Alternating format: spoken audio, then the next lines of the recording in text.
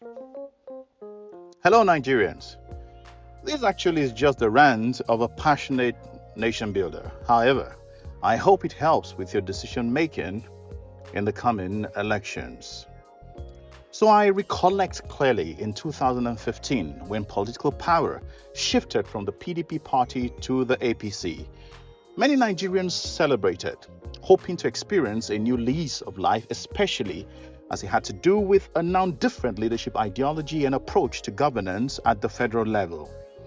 Many Nigerians largely assumed it will be the end to blazing and embarrassing corruption, impunity, abuse of power, an end to terrorism, and the beginning of real focus on realistic and smart socioeconomic development.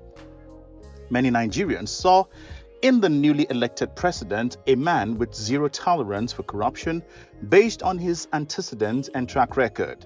Clearly, the opposition were unable to dig up any convincing case of misappropriation or corruption to smear his reputation during the highly contested 2015 elections.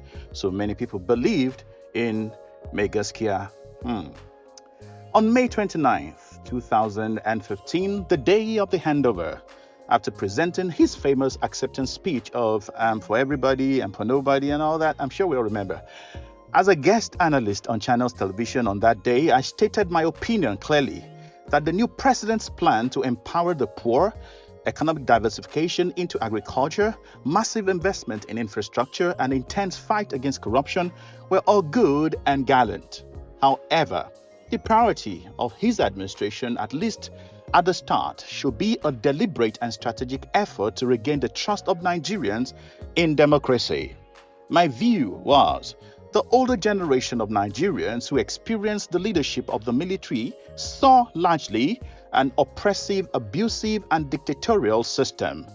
And the younger generation who witnessed the 16 years of PDP rule saw more of abuse of power, political assassinations, bitter politics, massive corruption, impunity, and unprecedented widespread killings of innocent Nigerians in the time of peace.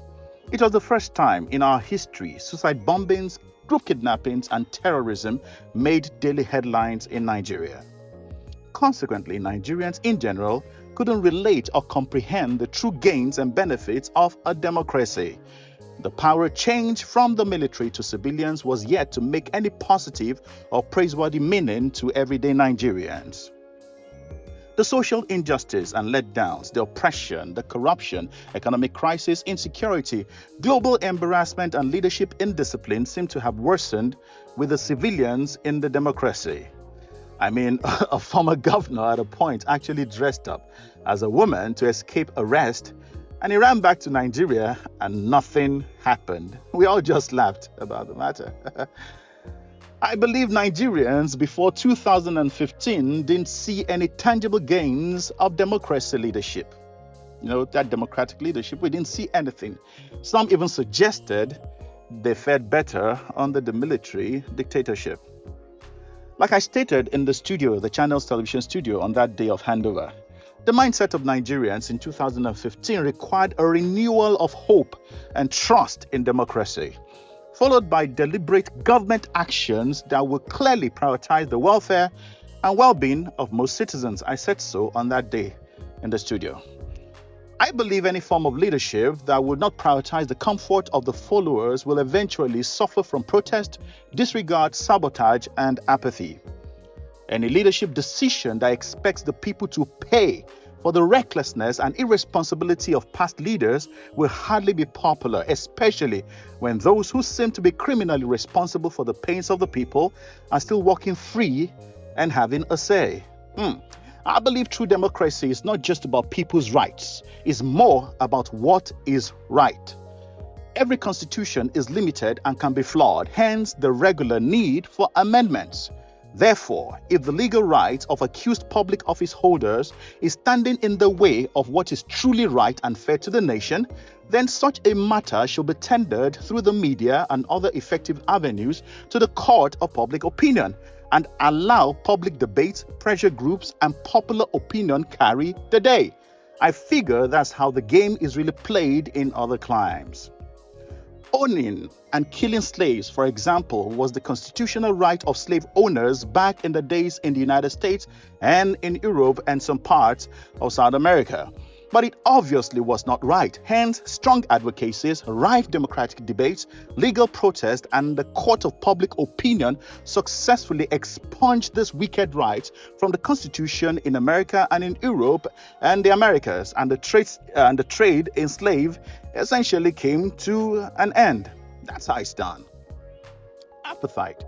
Another example was also constitutional in South Africa, but it obviously wasn't right. So it had to come to an end through an amendment of the Constitution because there was pressure from all over the world against this kind of right in the Constitution.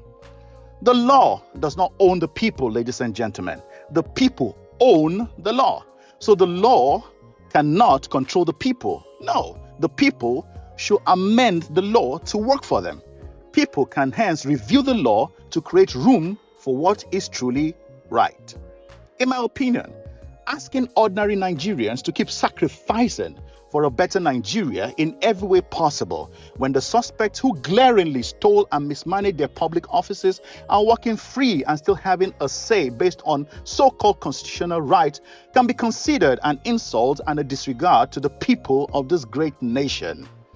If by the remarks and body language of the APC administration in the last 8 years, everyday Nigerians can't see a truly concerned, sensitive, loving and caring leadership, they will not be happy.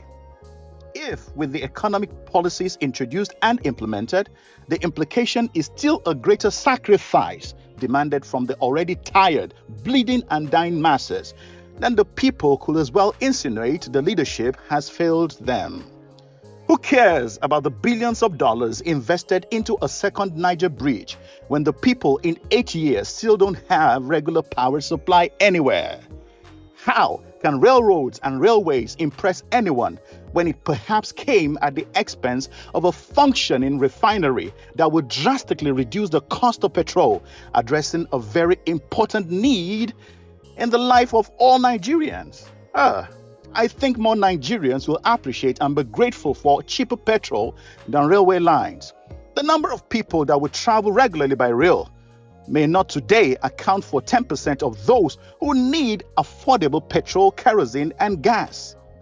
When leadership seems to prioritize and focus more on grandiose achievements and trivialize the survival and well-being of the people will naturally judge them as failures regardless of all intentions and massive efforts. A socio-economic initiative of giving cash to the so-called poorest of Nigerians can never be applauded if in 8 years the middle class is totally wiped out and our best brains in banking, in IT, in medical services, our doctors and other great professions have migrated out of the nation due to economic frustration.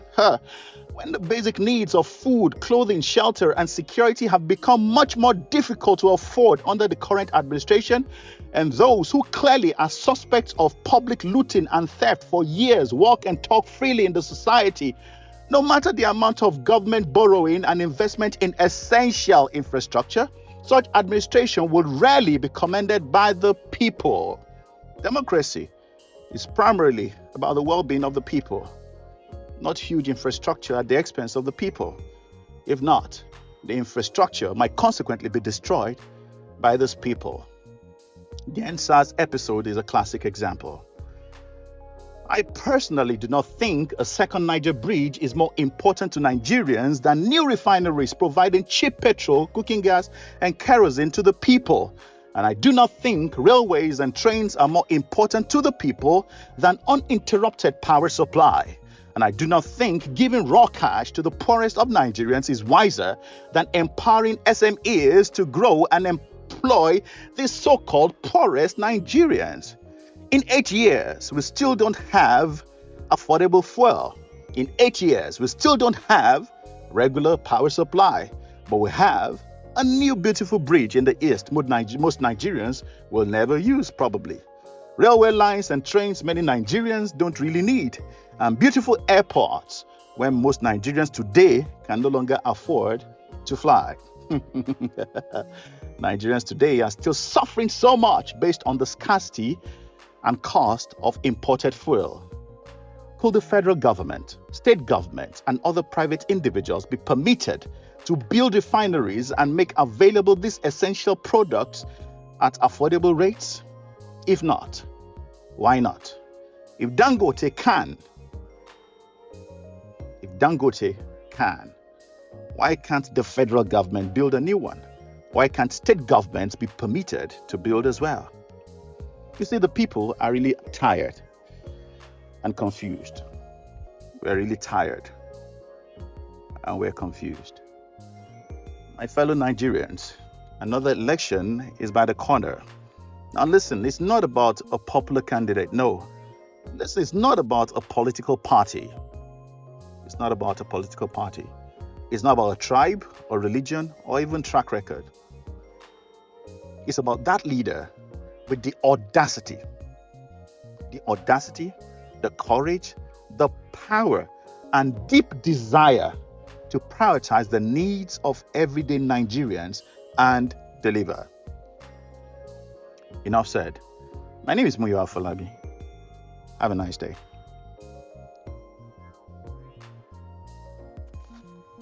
Like, subscribe, and turn on the notification bell.